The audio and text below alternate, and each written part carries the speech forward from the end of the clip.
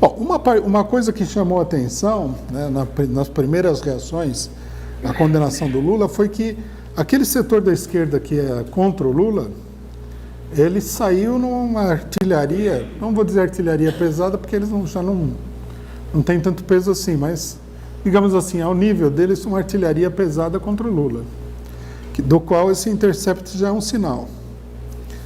Então, o PSTU começou que não devia nem defender e nem atacar.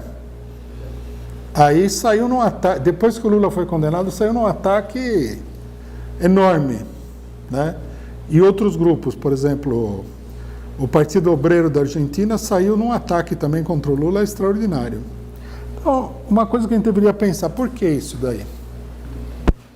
Por que PCB não vi nada, viu? Até bom, não consegui ver o PCB.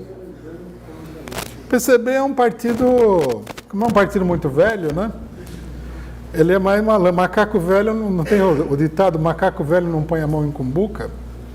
Parece ser o lema do PCB, né?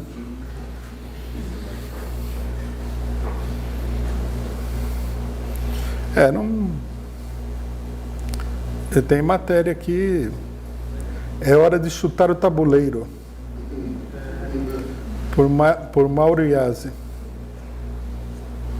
Chutar o tabuleiro deve ser lançar um candidato do PSOL, né?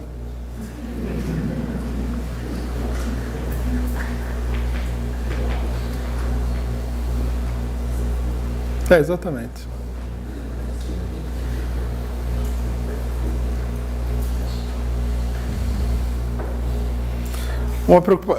Uma preocupação da esquerda é ver se o PT entra em colapso e eles vão lá recolher as ruínas, né?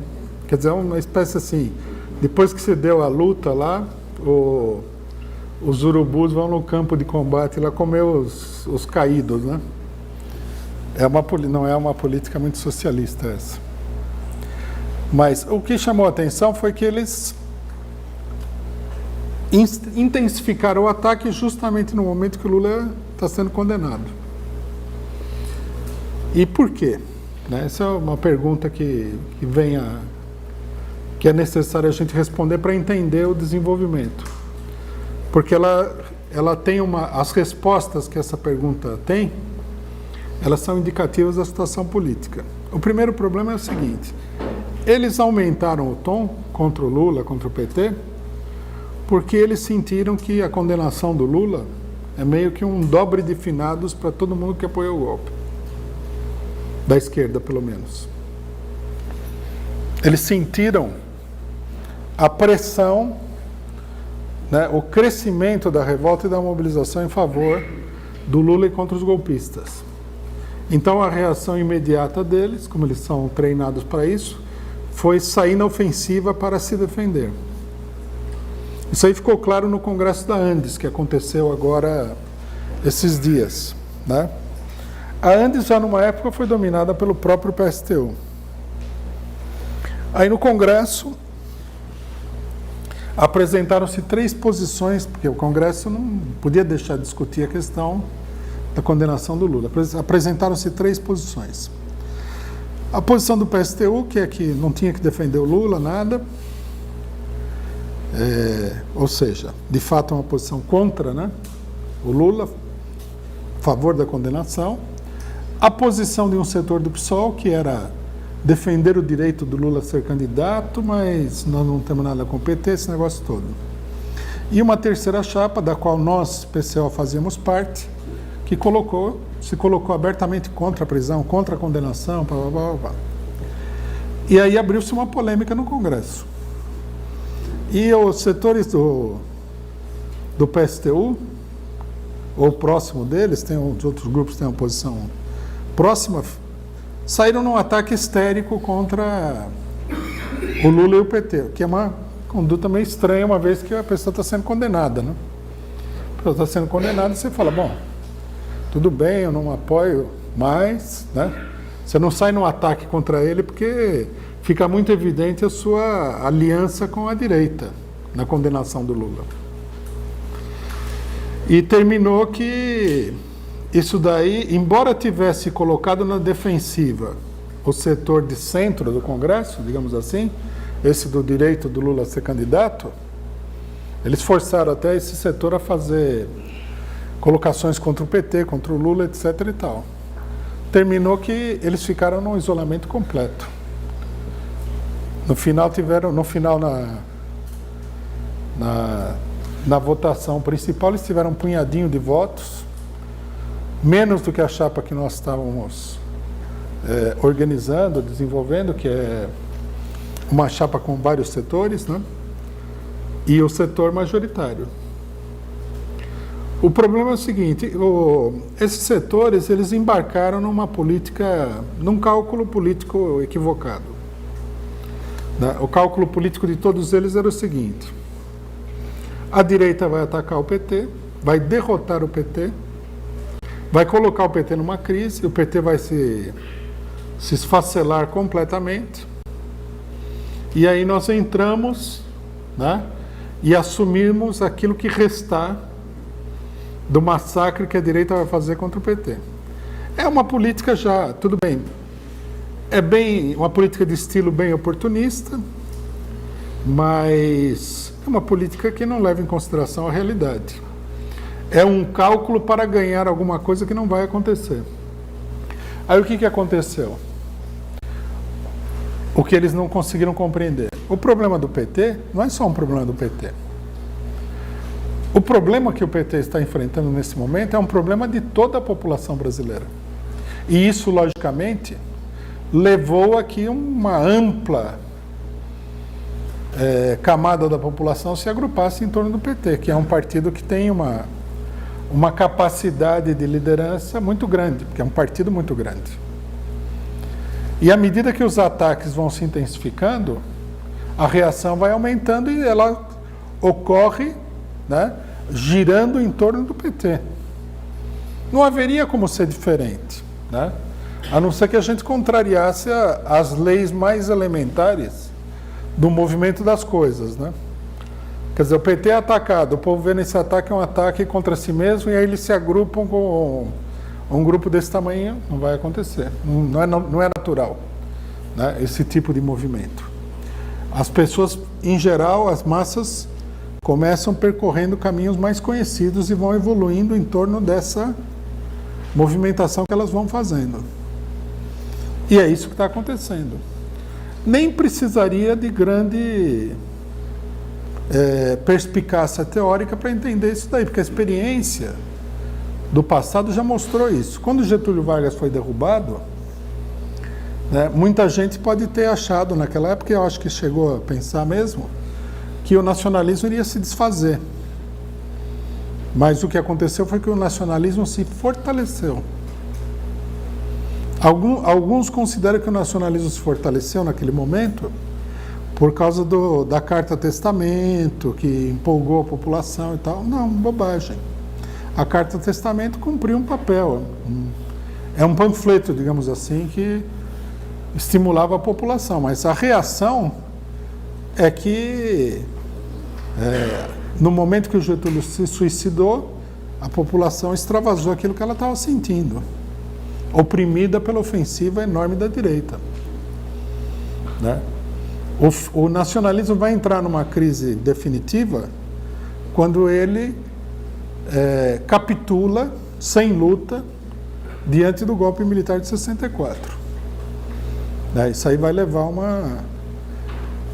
um descolamento das massas e ativistas, etc., tanto do PTB como do próprio PCB, que também capitula diante do golpe. Aí vão surgir novas organizações políticas e, historicamente, a organização política que vai, digamos assim, entrar nesse vácuo político de liderança que se criou vai ser o PT, que vai substituir tanto o PTB como o PCB, os dois, ao mesmo tempo. Né? Então, quer dizer, é um cálculo totalmente equivocado.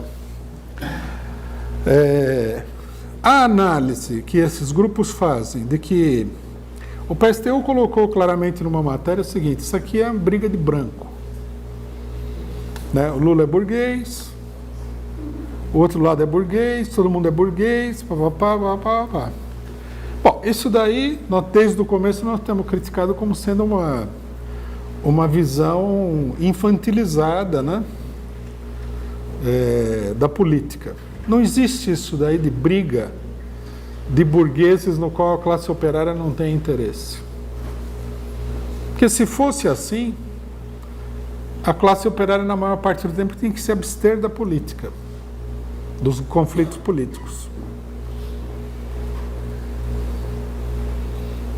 Porque raramente é a classe operária que está na frente, é um dos campos fundamentais da luta política. Então, quer dizer, isso aí condenaria todos os trabalhadores a mais completa paralisia política, a mais completa passividade política. Isso não é possível. Uma das matérias do PSTU, que tirou várias matérias, né, falava o seguinte, que eles não chegavam ao ponto de falar que o Lula era corrupto, mas ele falava assim, o Lula esteve envolvido com as construtoras. Bom, de estar envolvido com as construtoras, a ser uma pessoa que se corrompeu, no meio do caminho teria que ter uma prova de que ele recebeu propina e tal. Porque é comum na política você fazer acordo com diversas forças que envolve simplesmente cálculos políticos. Não necessariamente envolve, né, dinheiro.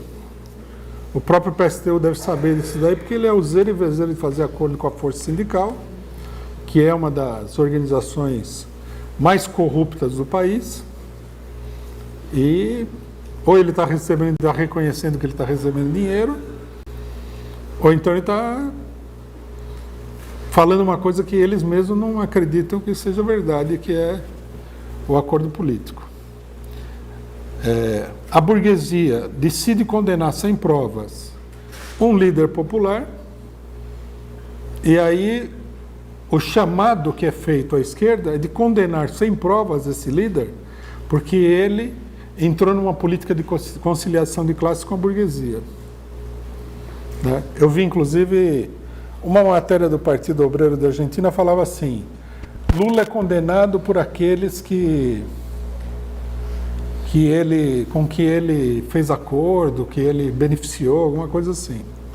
Como se essa tirada moral tivesse alguma importância política. O Getúlio Vargas foi derrubado, né, com o apoio de todo o exército que ele beneficiou o tempo todo. E aí? O Allende, que colocou o Pinochet como chefe do Estado-Maior, tudo mais. Quer dizer que se você veja a substituição da política concreta, dos interesses de classe, pela Bíblia. Se você, algum dia na sua vida, você fez acordo com a burguesia, aí a burguesia se volta contra você e vai derrubar você, a gente não tem que ver qual é a luta de fundo, não tem que ver quais são os interesses contrapostos, não tem que passar um julgamento moral. Ele pecou, portanto não pode ser defendido. E vocês notem assim, que não é nem o Novo Testamento, porque Jesus fala, não, ele pecou, mas vamos, né, perdoar, vinde a mim os pecadores e tal. Não, é o Velho Testamento, aquela coisa mais antiga, mais linha dura, né?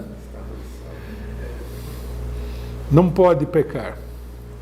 Se você ajudou a burguesia, agora não vamos ajudar você contra a burguesia, porque você já ajudou a burguesia. E agora nós podemos dizer a mesma coisa. Se o PSTU for perseguido no futuro, então nós vamos dizer, já ajudaram a burguesia a derrubar a Dilma. Ajudaram a burguesia a prender o Lula. Bom, então não podemos defender o PSTU, não é? Quer dizer, se o PSTU for vítima de uma grande injustiça da burguesia da direita, também é pecador. Quem que nós vamos defender? Não vamos defender ninguém. Só a gente mesmo aqui.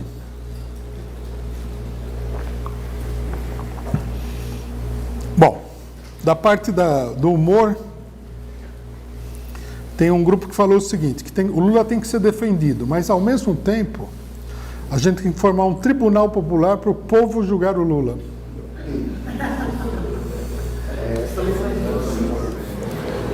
Isso daí é o mal de você fazer política sem sair do seu quarto